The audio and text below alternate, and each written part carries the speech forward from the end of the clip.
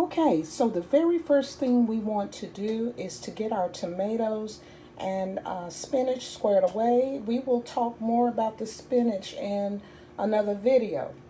But this recipe called for tomatoes, and I thought I would go ahead and just make this a spinach garlic Alfredo. So the first thing we want to do is we want to add a little olive oil and season it. I put seasoned pepper in mine. The recipe called for salt, pepper, thyme, and all of that. So you just season it how you want to do it. And so we will get the pasta ready while we put this in the oven and roast it. The recipe did not call for parchment paper. I went ahead and put that there because, vegetables tend to get a little watery. So I have that there, and I'm going to put it in the oven, and then we'll put everything else together.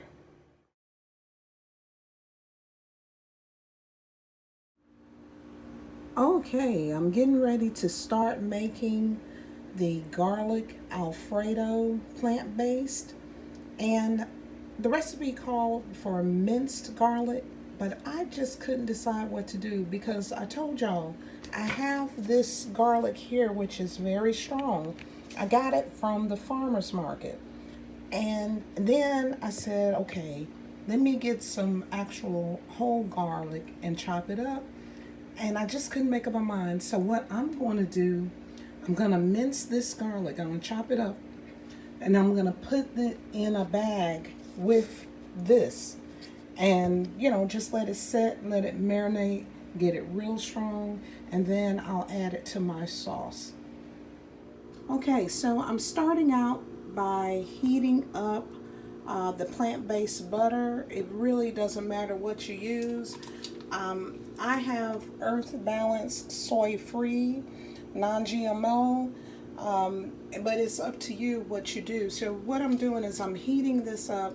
The recipe also called for using olive oil here, but I don't think it's necessary to have olive oil on top of this butter, especially since I'm going to have coconut milk, which we'll talk about that in a minute. So the garlic that I set aside, like I said, I was going to, mix it with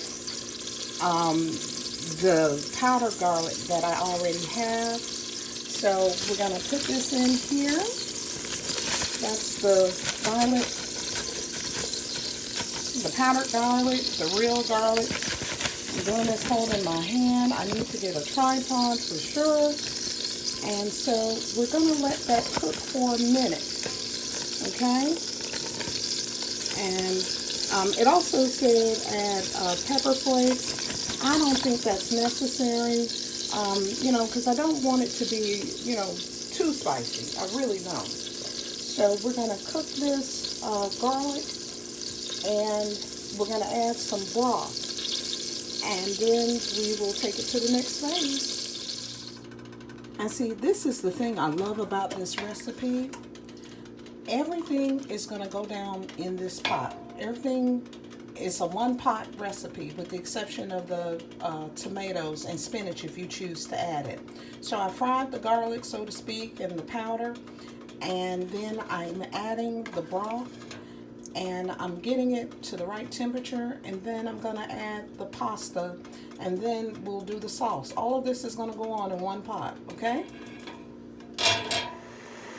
And see, the other thing I love about this recipe is it doesn't call for you to boil the pasta in just plain water.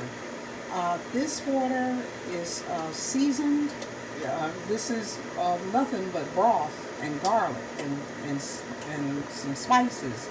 So that's what's really going to make this pasta come out good, is that everything is already seasoned beforehand. You get an opportunity before it starts boiling just to take a taste to make sure it has just the right balance for you.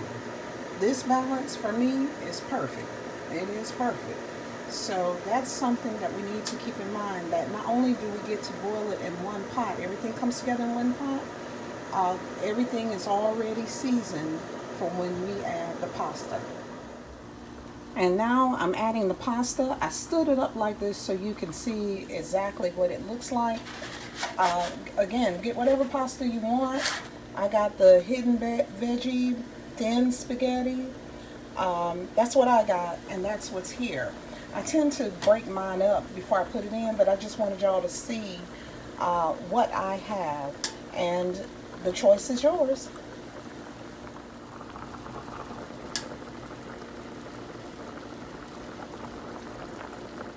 And see, we discovered this a long time ago about spinach.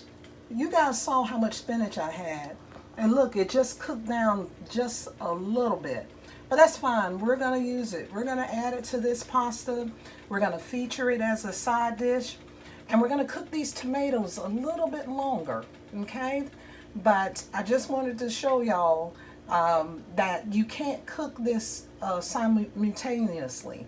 At some point, you got to get that spinach out, and that's what we're getting ready to do. And it's going to be scrumptious, but it's not what I thought it was going to be. I mean, I probably needed a whole nother tray of spinach because that's how it cooks now. Okay, all right. Okay, it is almost done. I'm gonna cook it until all of the liquid is absorbed. Y'all see my garlic there? I'm gonna leave that in with the pasta. And one thing about it, it's gonna be flavorful. I know that. So just a few more minutes and we are done. Okay, let's have a quick word about the sauce. The recipe said non-dairy creamer. I opted to go with this creamer here. It's called Nut Pods, and it has almond and coconut. And so it's unsweetened, dairy-free, of course. But then I started thinking, I don't know. So I went and got some coconut milk as well. Just wanted to make sure it had the right consistency. Do what you will. It called for smoked paprika. It said red pepper flakes. I opted not to do that. I added a little garlic because we have enough in the pasta, and I'm going to add a little onion as well. So that's what we have going on. Parsley will go into this as well, and we're going to garnish it with bay leaves. So just wanted to give you a quick word. Do whatever you will, but that's what we have. All right. And voila, there she is. All garnished up. You see the garlic there and the parsley and the tomatoes. Some are on the vine, some aren't. But I think adding the vine, I think I said it before, just adds a nice touch. But do you. Do it the way you want, okay? All right. Blessings. And let me add the roasted tomatoes. You can just add in with the pasta and do it like that. It does not have to be separated. And I'm telling you, the tomatoes are delicious. So it's up to you how you want to serve it. Just want to put some pointers out there, okay? Blessings.